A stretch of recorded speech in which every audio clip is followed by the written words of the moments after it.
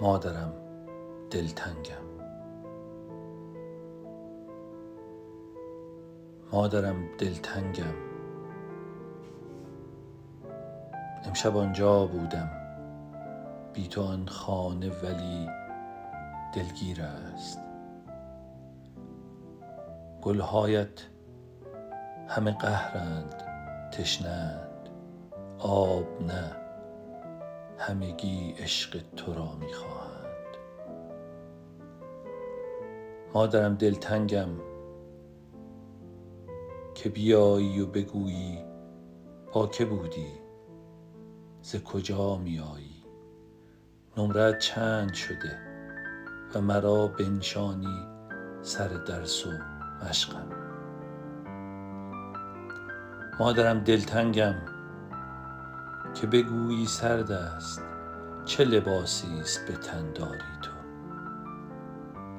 یا بگویی نگرانت هستم، نکند غافلی از ذکر خدا و دعا و نماز و روزه.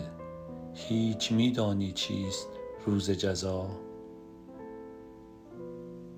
مادرم دلتنگم که بپرسی گاهی پدرت منتظر است، سر خاکش رفتی؟ راستی مادر جان، پدرم را دیدی؟ راست از قصه دنیای دگر؟ من تو را، پدرم را، باز خواهم دید در روز ابد.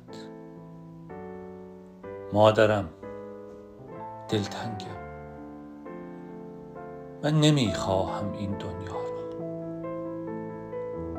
بی پدر، بی وجود مادر. مادرم دلتنگم.